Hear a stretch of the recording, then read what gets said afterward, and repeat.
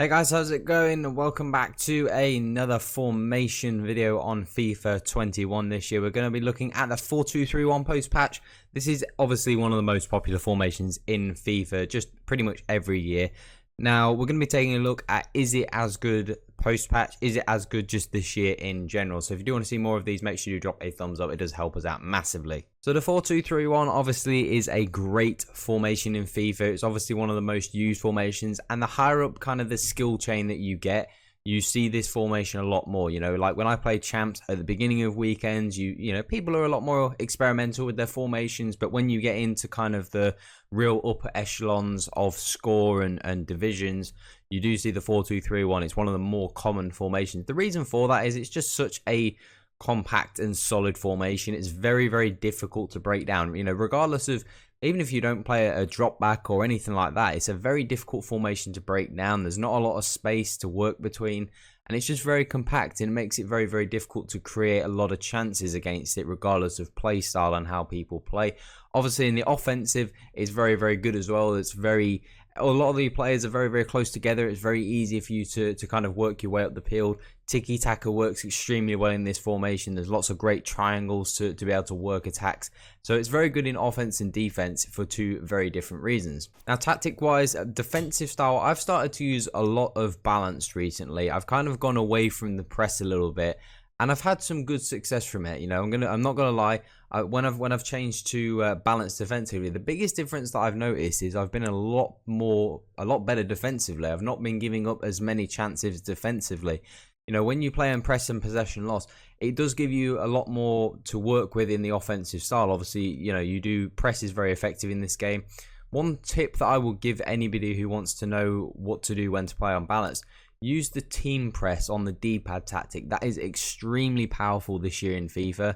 And it's something that if you use it sparingly, you know, turn it on for 20-30 seconds, turn it off again, and then save it and charge it back up. But it's very, very effective. So that is kind of, when I feel like I'm getting the upper hand in a game against somebody, I'll turn that press on and then start to press them. But more often than not, I've changed to balance, and I've had a good amount of success with it. And like I said in a previous video, whether what I play here really dictates on my opponent. If I feel like they're not a great player, I'll switch to press on possession loss.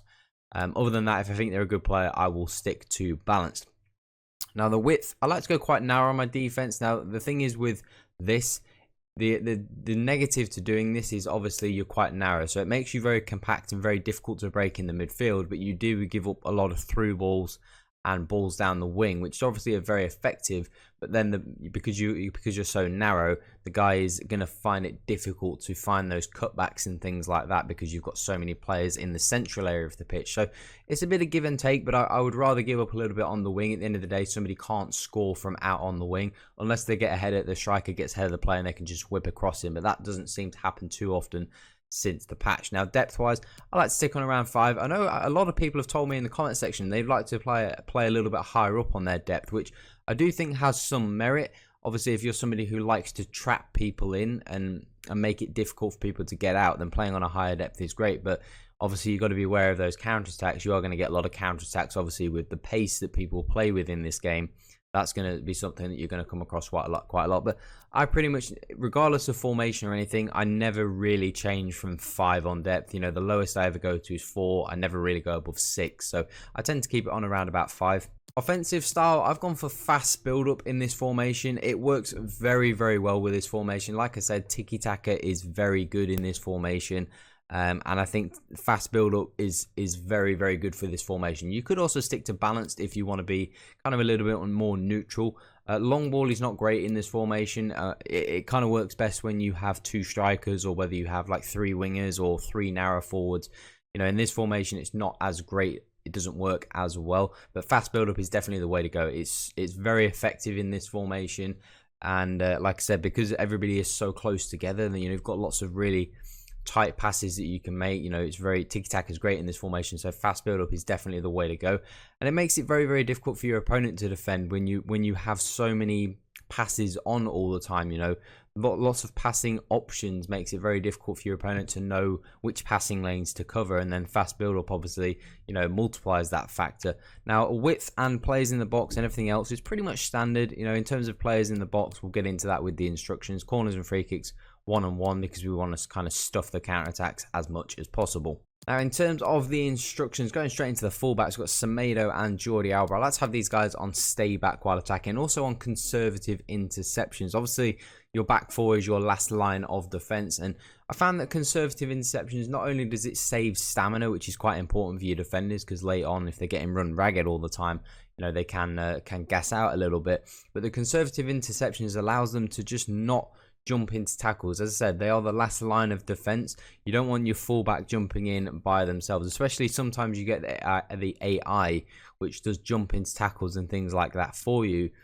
If that happens, if, you know, Jordi Alba just jumps into a tackle for me, I've got no one to really, I can't really do anything. I've then got to pull Ramos out, and then that just creates more space. So on my defense, I've kind of liked to go with conservative interceptions, and I've had a lot of good success with it. It does mean that you're not going to win the ball back as often, but you're also not going to be put in many more bad positions, which again makes this formation very difficult to break down. Now, the two midfielders, Sissoko and Alan, I've got pretty much the standard as always: cut passing lanes, stay back while attacking, and the cover center. That's pretty much your go-to with your CDMs, and these guys are tanks. They just are, they're always in the right position. And the advantage of not going with the long ball tactic, which is one of the reasons why I didn't like it in this formation, is because it makes it very difficult. These guys get drawn forwards all the time if you go on long ball. You know, it allows, obviously, long ball means your players are constantly making those long runs in behind, and that even includes your DMs, even if you've got them on stay back while attacking. So going on the balance does give you that more compact and solid formation. You want to play to the strengths of a formation, and the strengths of this formation are that it is very compact and difficult to break down. So you have to play to the strengths of that formation, and that's how we set the tactic up. We then got Richarlison in the cam spot. Obviously, you guys love to know that I like to go free roam on these cams. It just is the best way to play these central cams. Free roam, just make, you know, they just make so many great runs in behind. They just drift all over the pitch and make it very difficult for your opponent to pick up. You know, there's not really a natural player that can pick up somebody who's on free roam. They just kind of drifts where he feels like, and it just makes it very difficult for your opponent. He's always popping up in positions, whether it's on the left, whether it's on the right, whether it's dropping into the midfield, whether it's making runs beyond the striker. Just very difficult to pick up, and just kind of gives you that elusive and unpredictability that you need in this FIFA. Now, Bale and Son, I've just left on pretty much as standard as balance. You know, I haven't changed anything about them. I don't think you need to have them on comeback on defense, for example. You're already very, very solid in this formation. And I don't want them on getting to the box for crosses. Now, that might not seem like a great idea. Now, if you're somebody who's struggling to get them involved in the play, then go on getting into the box for crosses. They are going to get a lot narrower. Now, a lot of people do struggle to get these left and right midfielders involved. If that is you, then go with a slightly narrower width on your tactics. So when in your offensive width, go on a slightly narrower width, and that's just going to make your team a little bit more narrow, and that's just naturally going to give them a more inside starting position. But I don't like getting to the box for crosses, because I just think when you do that, it can sometimes make it difficult to recycle the play if the cross isn't on. Obviously, if your wide players are constantly getting into the box and the cross isn't on, because maybe the box is really compact and there's a lot of players in there, you can't recycle the play because all your players are in the box. So I just like to keep that on standard. And then Williams to finish off, I've got on stay central and get in behind. The best way to play for this striker, obviously we don't have the long ball on for the strikers for any of our attacking players, so we are going to want to tell Williams to get in behind. Obviously utilize that pace. If you've got a quick striker, use them on getting behind. If you've got somebody who's maybe a little bit less mobile, then go on target man, and that is the best way to play. Staying central as well, because we do have some width with those wide guys, staying out wide and not drifting infield. You know, they're not on getting to the box, they're not on drift inside or anything like that, because they don't have that instruction. Then you do want Williams to kind of stay in the middle of the pitch as well, and use that compactness and that fast build up to really create your chances.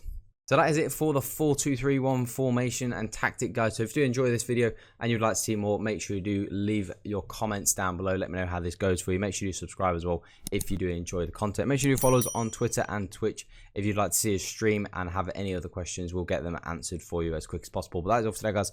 Have an awesome day. I'm out.